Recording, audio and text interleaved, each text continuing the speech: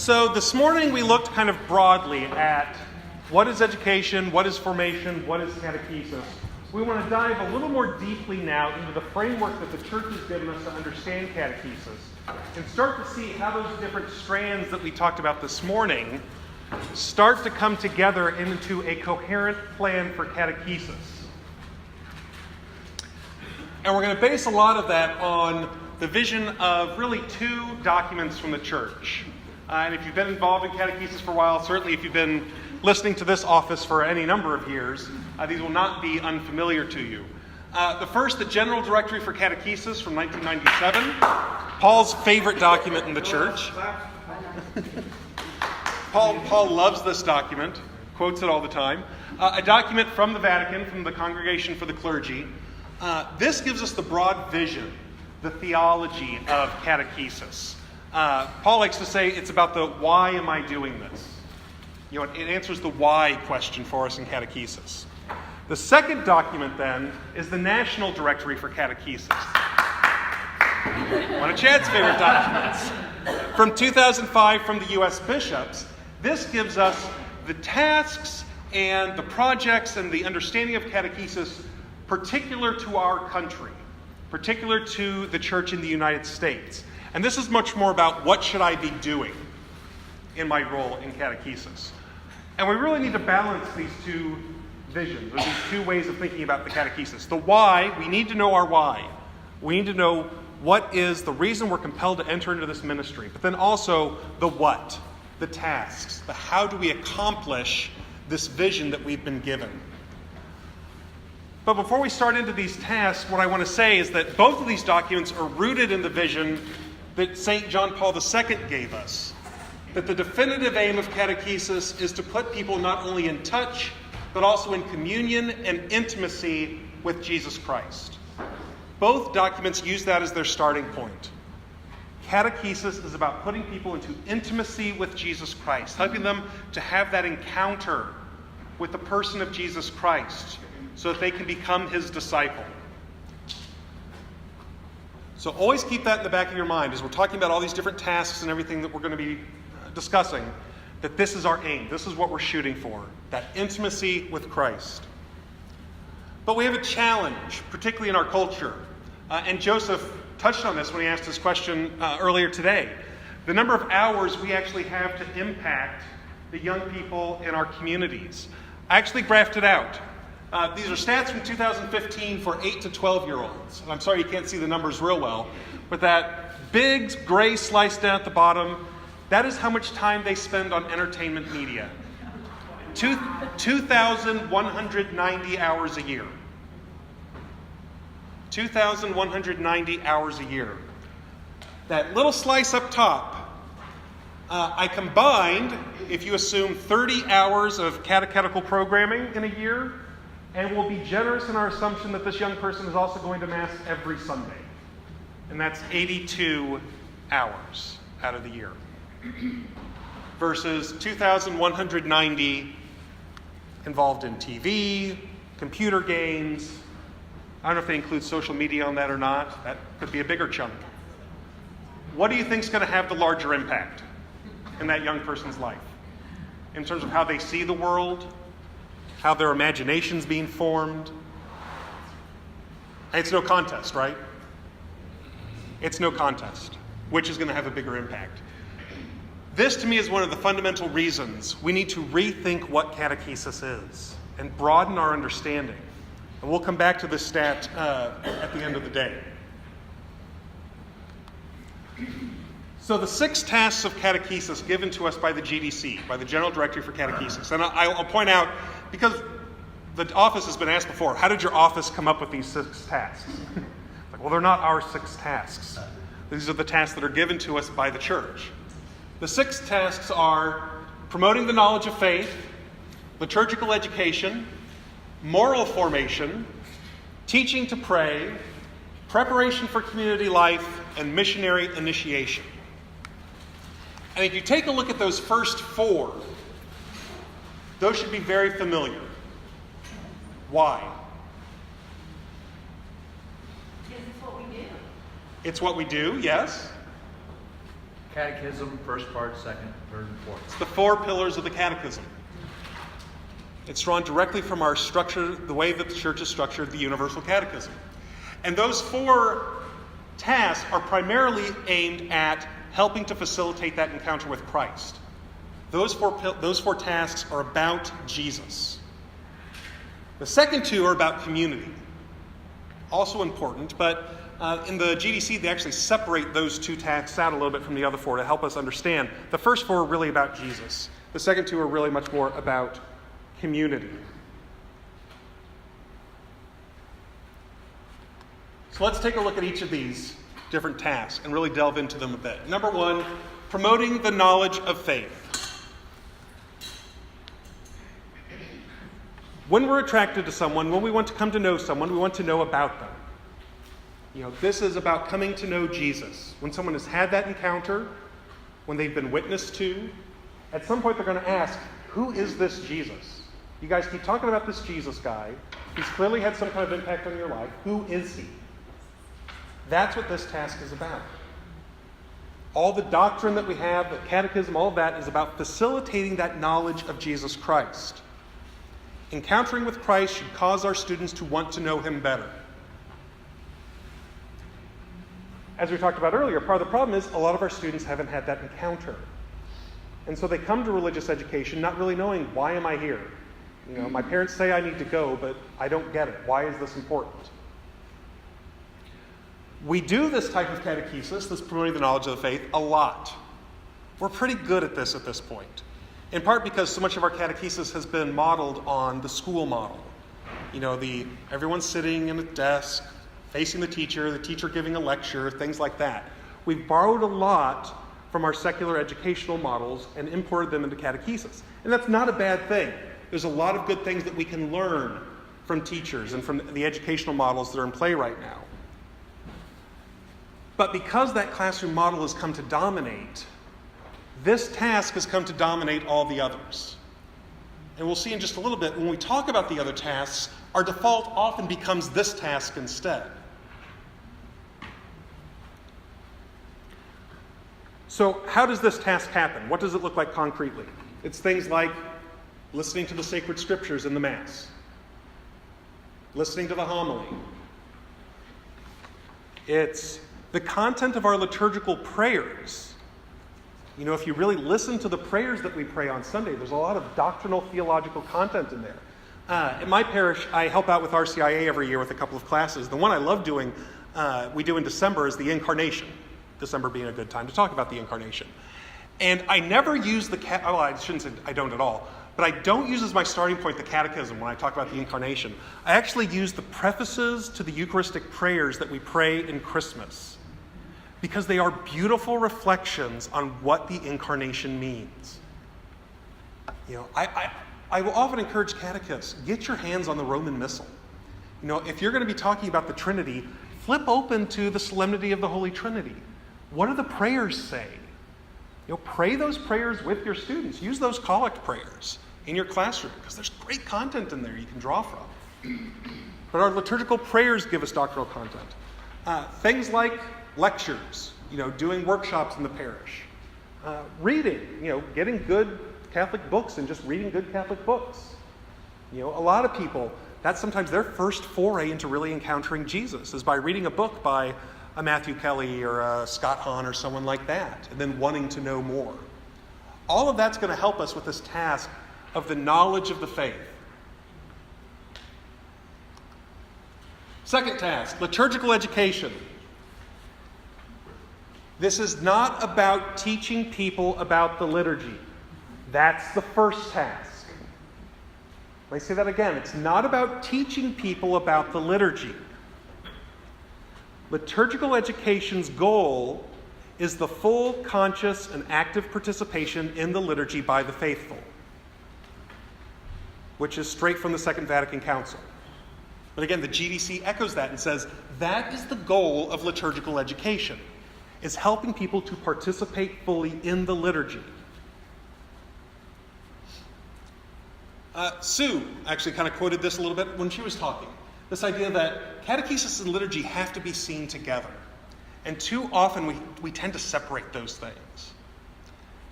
But the U.S. bishops have said that catechesis both precedes the liturgy and springs from it. It precedes the liturgy when we do sacramental preparation, when we're helping people to receive the sacraments, when we're preparing them beforehand. We have to catechize them for that. But it also springs out of liturgy because the Church calls us to mystagogically reflect on our participation in the sacraments. So it's First Communion time right now. We've done a lot of work in preparing young people to receive the sacraments. Do you have anything planned afterwards? Do you have any opportunity for these young people to come together and talk about that experience? To reflect on what that was like, to walk up for the first time, to hear Father say the body of Christ, to actually taste the body and blood of Jesus? That's a catechetical moment. Again, thinking about the RCIA, that post-baptismal catechesis, mystagogy of the RCIA is supposed to last 1 year. We're supposed to take a whole year with our neophytes to help them reflect on what they experienced at the Easter Vigil. The water poured on their head, the oil on their foreheads, receiving the body and blood, soul, and divinity of Jesus.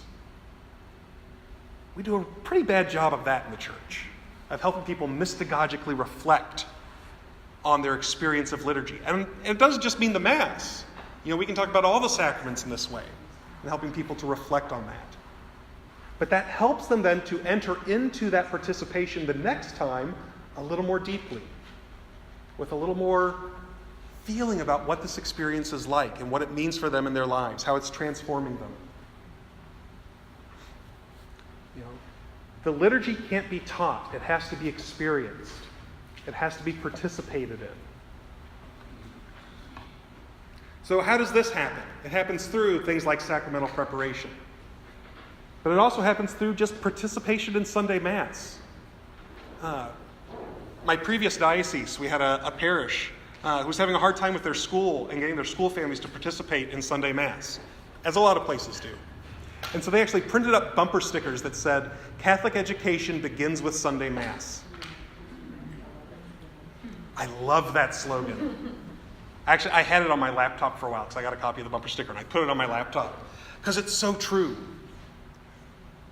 Catholic education, and here we talk about schools or parish-based programs, has to start with our participation in Sunday Mass, which is why it breaks all of our hearts when we have parents just dropping kids off and not coming with their kids to Mass. If they're not coming to Mass, if they're not participating, they're never going to get this full, conscious, active participation. It happens through our attention to the liturgical year. I'm a pretty big fan of liturgical-based catechesis that was really attentive to what is the Church celebrating right now. Are we still praying in our catechetical sessions right now as if it's Easter? Because it is. We should be attentive to that. We need to be attentive to Advent, to the solemnities, to the holy days, all of that. It happens through family rituals and traditions, the things that families do in their homes year after year. Certain ways we celebrate certain holidays or how we celebrate birthdays helps children to enter into that ritual practice, into the rhythms of the liturgy, even if it's not formal church liturgy. By living that way, it helps us to enter into the liturgy more fully. And through attendance at the other sacraments, not just Mass, but going to reconciliation regularly, having opportunities for the anointing of the sick, helping people to understand our sacramental system, all of that. And I would say, in many ways, we ignore the foundational value of the liturgy to catechesis to our detriment. There's a really great book. I'll give you two titles. One is, I just blanked on it. I didn't write it down there. So I'll give you the second one then. You Are What You Love, by James K.A. Smith, who is a Reformed theologian, but the book is very rooted in St. Augustine. And I would call it a very, very Catholic book in that sense. And in it, he talks about secular liturgies, the rituals that people enter into that form them, many of them very detrimental in the secular world. Things like consumerism.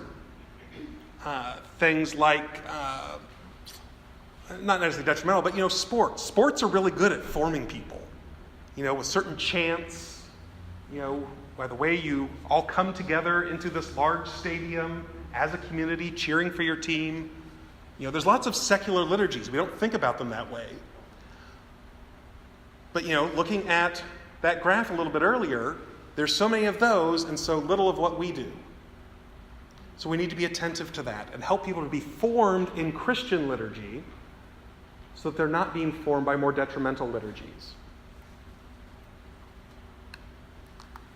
Moral formation. Again, the goal here is not to teach people the moral content of the catechism. The goal is the formation of a moral person.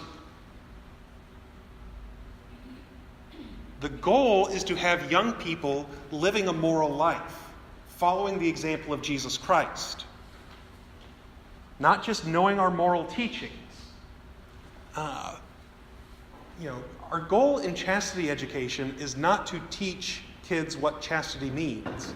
It's to help them live a chaste life. Those are two very different things. You can know the teaching without practicing it. Our goal is that people are going to practice it. The General Directory for Catechesis says this is primarily an interior transformation. It's primarily about who we are, how we see ourselves, how we see the world, which then will transform how we behave in the world. And the point of reference here is the Beatitudes. Again, that's straight from the GDC. The point of reference is the Beatitudes. The Beatitudes don't talk about what you do, they talk about who you are. Blessed are the peacemakers. Blessed are the poor. Blessed are those who mourn. It's about the identity. It's about who you see yourself as, not necessarily just what you do. I always think it's interesting because you would think the point of reference would be the Ten Commandments. But it's not. It's the Beatitudes. And in a lot of ways that makes sense. I'll just do a quick tangent here. I love the Ten Commandments, don't get me wrong. But the Ten Commandments can be difficult times because they are thou shalt nots.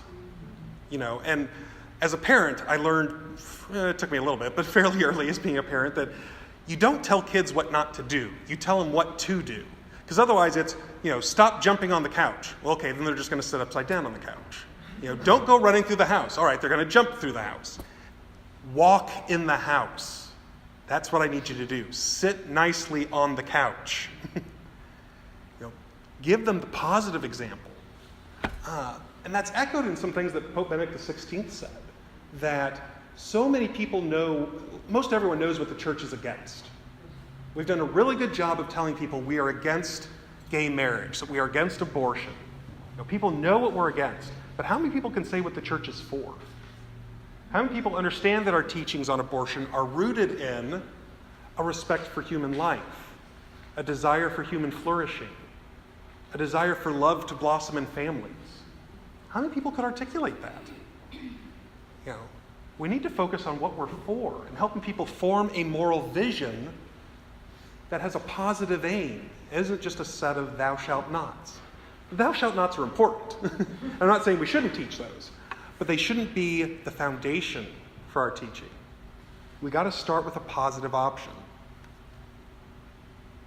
So how does this happen? I would say this happens primarily in families. It happens through training up children in the virtues, in disciplining children, in setting an example. It happens in the classroom, yes. There is some doctrinal content we need to go over in terms of the moral life, but if it's not being reinforced at home, if they're not being built up for that at home, the content's just going to stay up here. They might be able to pass a test, but are they really going to live it? Are they going to have that interior transformation? I would also say this happens through the literature that we read. Being formed in a moral imagination. And I'm using literature here broadly. It could be movies, TV, books, whatever. I know this could be somewhat controversial, but I'll say it anyway. I'm currently reading the Harry Potter books to my younger kids. And I love the moral imagination of those novels. those of you that read them know that the whole theme of the book is love is more powerful than magic, and the most powerful love is to lay down your life for someone else. That is the theme that goes through all 7 of those books. And I love seeing my kids, get those aha moments when there's those little touchstones of that moral imagination. But even stuff as silly as the Marvel movies. I mean, those of you who have seen Endgame already, oh my gosh. You better not say anything. I'm not going to spoil anything. I will not spoil anything. I went in completely unspoiled and I was really grateful for it. But the conversations we could have with young people about some of the themes and the things that happen in those movies, I am not a crier. I was crying at the end of that movie. And you can ask my wife. I got a little misty-eyed at our wedding. I had tears. I haven't told her this, so I had tears streaming down my face at the end of that movie. Because, I did cry when at least a couple of our children were born, but once you get to 8, it becomes old habit. But those kinds of things, if we're attentive to what we're allowing our children to watch, what we're allowing them to read, that can be an opportunity for moral formation.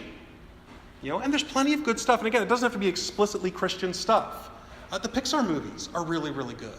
There's some great stuff in there you can have conversations about.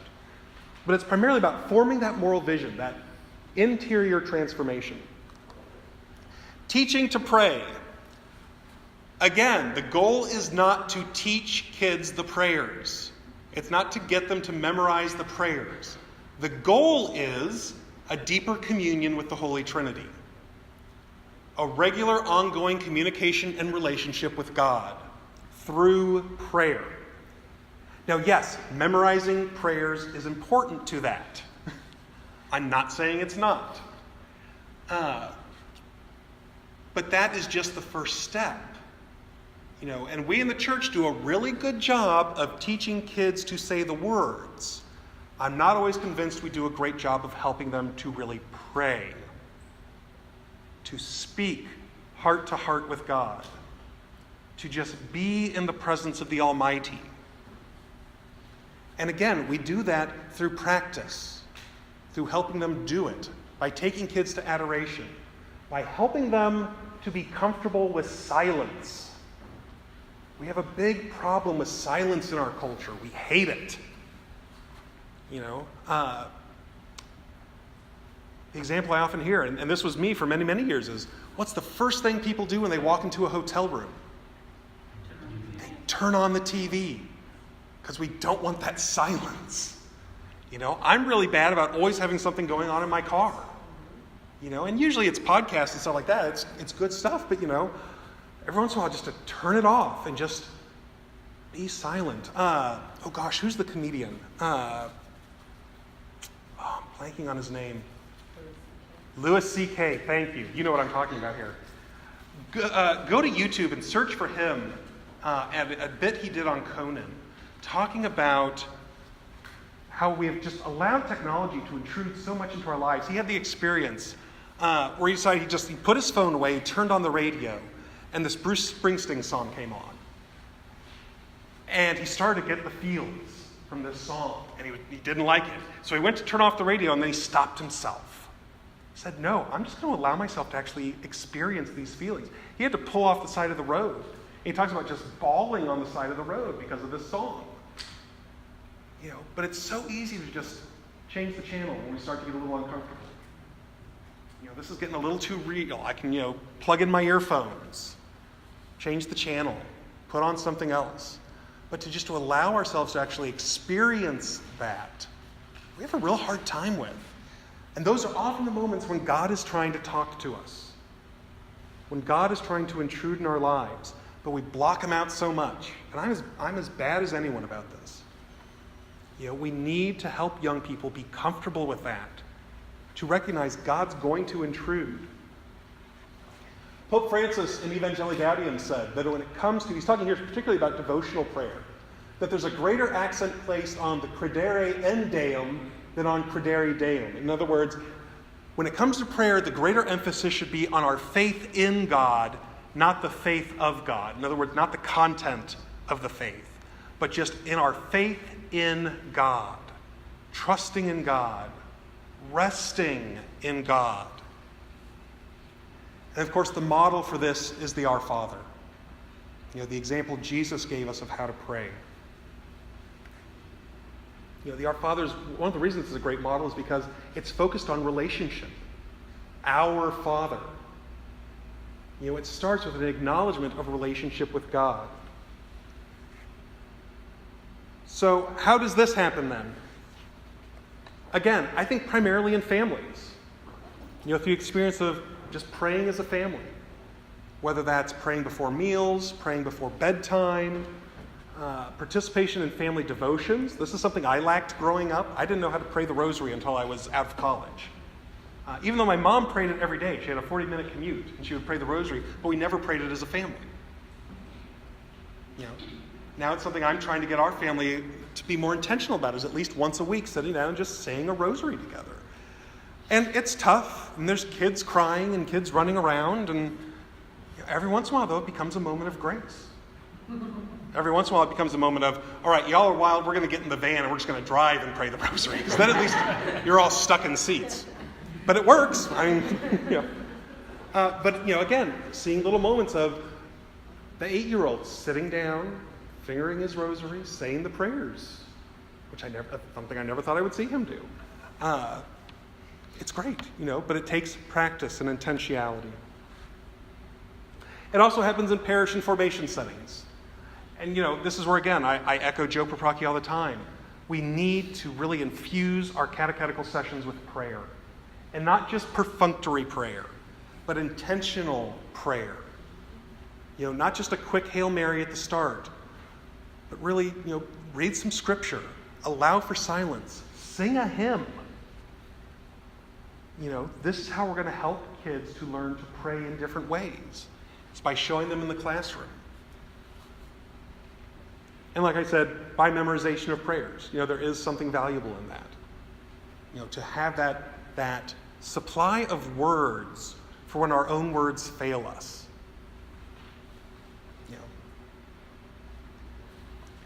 So those are the 4 tasks focused on Christ. The other 2 tasks, as I said, focus on community. The first is preparation for community life. The goal here is fostering attitudes that make communal life possible. So the GEC talks about having a spirit of humility, caring for the poor and the alienated, fraternal correction and forgiveness, and common prayer. These are the kinds of things our participation in community life does for us. But again, it's not something you can teach. The only way to learn how to be in community is to be in community, even for us introverts. And it's really easy for me to make excuses. Oh, I don't want to go to the fish fry this Friday. I just got home. It's been a long day at work. The kids are acting all wild. But I know I got to do it for myself and for my family. But because that's how we learn to be Christian community together. And, again, my 8-year-old, he's the one that's constantly surprising me. We had a fish fry last year at our parish. First one we'd had in, living memory, apparently. And we get there, we get our fish, and my family was sitting outside, and the 8-year-old got separated from us somehow. It's where's Levi? We don't know where Levi's at. So I go looking around. I go inside into the parish hall. He couldn't find us, so he just walked up to a table, set his fish down, started eating and chatting with all the little old ladies at the table. And they just thought he was a hoot. Yeah. I stood back for about 5 minutes and just let him go at it, because he was fine. They were enjoying it. So, but that's him entering into the Christian community and being formed by the Christian community just through that fellowship. Someone I used to work with used to love to say, we learn to be better Christians just by rubbing shoulders with other Christians. Just by being with other Christians, we learn to be better Christians. So this happens by participating in communal life and the different social activities of the church, through participation in the corporal and spiritual works of mercy, going out and being Jesus in our communities. It happens by participating differently in different communities. So the family is one community. Our parish is another community. How are you forming your catechists to be a community? Are you bringing them together for prayer? Are you bringing them together at the end of the year for a thank you? How are you forming your catechists as a community? Parents are a community. Both just the two parents in the family, but also a wider community of parents. I've benefited greatly just by having other parents over to the house and just for a meal and just chatting afterwards. And sharing our difficulties and hearing from them good advice and sharing good advice on just trying to muddle through this thing of trying to raise up disciples. We as catechetical leaders are a community. It's one of the reasons I think these meetings are so important. And not just what we have to say, but what you have to contribute to us and to one another. But too often, we see people substituting false communities for real communities. I struggle a lot with social media and try to decide, is that really a way to get authentic community or not? There's something about the bodily presence I think is important. And I've got a lot of friends on social media. I should say a lot of friends, but I've got plenty of people I know on social media that I like and interact with regularly. But my greatest joy is when I finally get the opportunity to meet them face to face, and really be present together, not just sharing words online. But a lot of young people are to the point where they get really uncomfortable with that face-to-face interaction. Sherry Turkle. Some of you have heard me talk about Sherry Turkle before. She's a psychologist and sociologist who works at MIT. And she's written a lot about how the use of technology is killing empathy in young people. And they've done studies of this where they've given kids questionnaires and they can measure empathy. And then they take them to a camp without technology just for a week. And immediately they become more empathetic and more able to relate and talk to someone face to face. We're denying our kids that. We're not giving them opportunities to have those communal encounters. And then the sixth task, missionary initiation. Can you say something Sure. about your very last point? Oh, special attention. So the GDC talks about there's a special attention that should be paid to ecumenism when it comes to this communal life. That we need to be able to interact with other Christians out in our communities in a spirit of ecumenism and not just, those bad Protestants. Thank you, because I've worked for a Presbyterian church for 5 years, one of my lifetimes. And it was amazing to me that the place at the table that was missing was a Catholic. Because I was working for the Presbyterian, I was representing the Presbyterians at those gatherings. Yeah. And I always wondered, where are my Catholics? And sometimes it's the Catholic Church doesn't want to participate. Sometimes, some communities, it's we don't want the Catholics to participate. Yes. That does happen. Are you Christian? Yeah. The other thing is, if we are in larger metro communities working, the other thing is, how are we also open to our brothers and sisters in an interfaith setting? Absolutely. Because it's not that we have to agree on everything, but if we can't acknowledge we're all God's people, we're missing something. Because God's got all of us, whether we all believe the same way or not. Right. And I know there's some pastors who disagree with this, but canon law says that a pastor is the pastor of everyone in his territory, not just the Catholics, and not just the Catholics who come to Mass. But a pastor is the pastor of everyone. And there's a lot of power in that. If we really understood that, if we really took that to heart, what would it mean for your catechetical program to say you're going to try to catechize everyone in your community and not just the kids who show up? Yeah. To add to that interfaith piece a little bit, if you've read anything, there's an interfaith youth corps out of Chicago, and the founder was on President Obama's.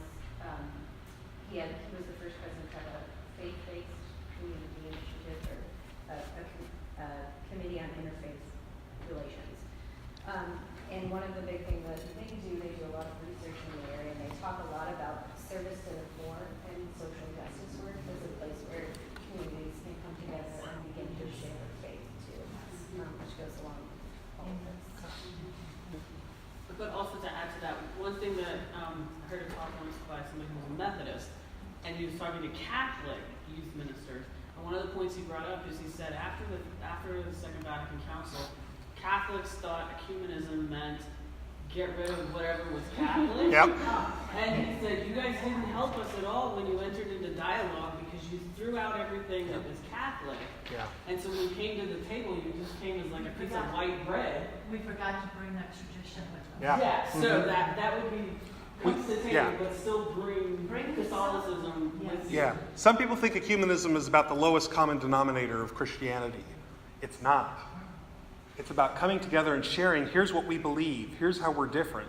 And ultimately, if you really read the documents of the Vatican Council, ultimately ecumenism is about bringing all Christians back together into the one true church. Ultimately. The Feast of St. Athanasius. Well, National Day of Oh, Prayer. National Day of Prayer, yeah. We are all very Catholic. We're all Feast of St. So when we booted out those Arians. Yeah. No. So there's a special place in this for ecumenism, absolutely. Yeah. And again, that's straight out of the GDC. That's not me talking. That's the church talking. And finally, missionary initiation, which the goal is participation in the apostolate of the laity. And that's my language. It's a little unclear from the GDC what exactly they would say the goal is. So this is kind of my take on it. But the goal is helping young people to enter into the apostolate, the work of the laity, regardless of whatever situation they find themselves in.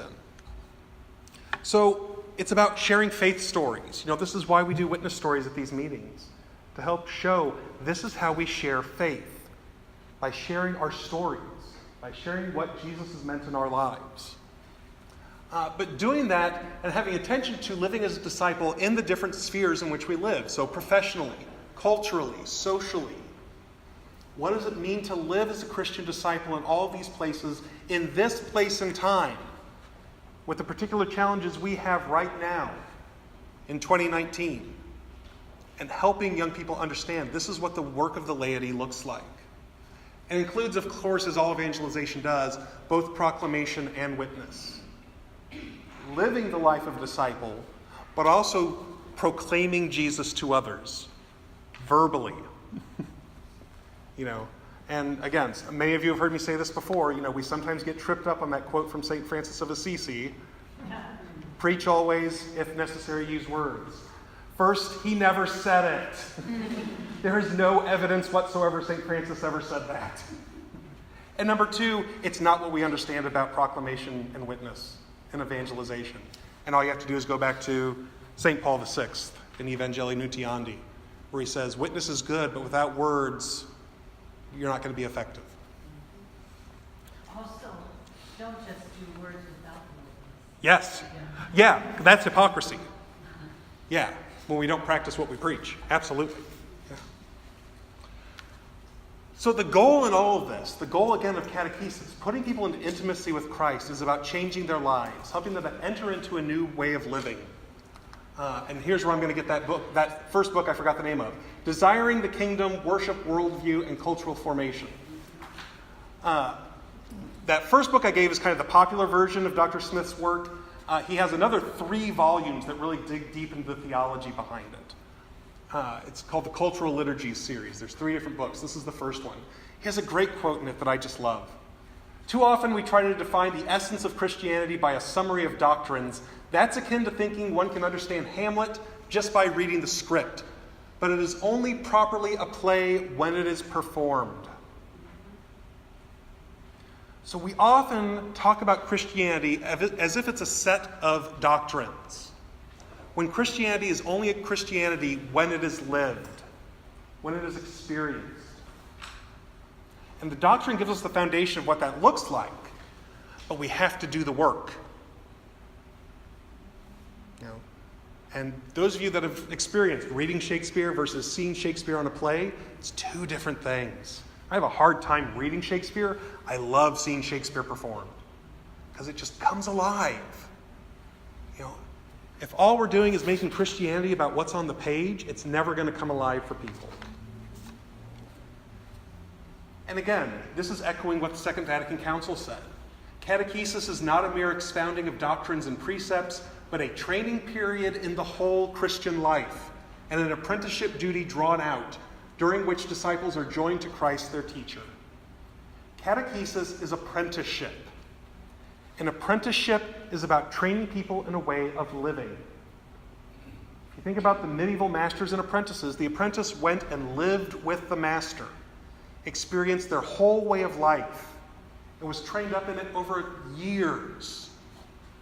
It wasn't just take this book and then come back to me when you're done reading, but come and be with me, come and live with me, eat with me, share my work. That's how disciples are made. As Pope Francis said, it would not be right to see this call to growth in faith exclusively or primarily in terms of doctrinal formation. It has to do with observing all that the Lord has shown us as a way of responding to his love. That's what growth in the faith is. Finding new and deeper ways to respond to the love of God. So we need to help our young people experience that love and then help them to grow deeper into it. I promised we'd come back to this chart, our depressing chart. Part of our intention for having this conversation today is to make this chart not quite so scary. Because when we start to rethink about what catechesis is, when we start to think about those tasks, and how those tasks are more than just what happens in our catechetical classrooms, more than just what happens on Mass Sunday, we can start to add to this chart. So let's think about bedtime prayer. If you do a 5-10 minute bedtime prayer every night, that's about 12 more hours every year because you're forming your children. Let's think about participation in the works of mercy. Maybe you got a confirmation kid who has to do 20 hours of service. That's 20 more hours that year. That young person is being formed. If you have family dinner 4 times a week, just 4 times a week, I'm trying to be somewhat reasonable, that's 69 more hours that you can do formation with a child. So now we've more than doubled it up to 188 hours in the year. It's starting to take a little bit of a dent out of that circle, isn't it? Let's think even a little bit more. Let's think about how we think about the media. If we can take some of those hours, I just do a tenth of those hours of entertainment media. We can make them more Catholic. Again, it doesn't mean explicitly Christian, but something that's a little more edifying, something that we can have a conversation about as a family. Well, there's 217 hours that we've just added of formation. If we can add on a weekly family rosary, that's 17 hours more in the year that we're doing formation as a family. All those things I think are doable for us as a church, for us as families. And now we've gotten 417 formation hours, or what's not quite 20% compared to what is now 1,956 of other entertainment media that a young person is consuming in the course of a year. That's suddenly a foothold. That's an opportunity. That's a measurable amount of time that we can have an impact on a young person.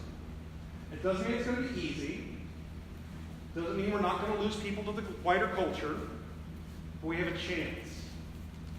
And again, it's not all on your shoulders. You and your catechist don't have to do all that work, but you need to encourage. You need to give tools to your families and your young people. You need to talk about this with them, that they have a role in the formation process. That's what's going to get us to those 417 hours. That's what's going to make this reasonable and doable. This is what is going to transform our church and create saints. That's why we had this conversation today. That's why you're going to hear us talk about these things over and over again. Because it's not rocket science. It's not complex, but it's not necessarily easy. But we're here to help you. We're here to encourage you. We are here to pray for you. And you are in my prayers every single day. I hope you pray for one another as well.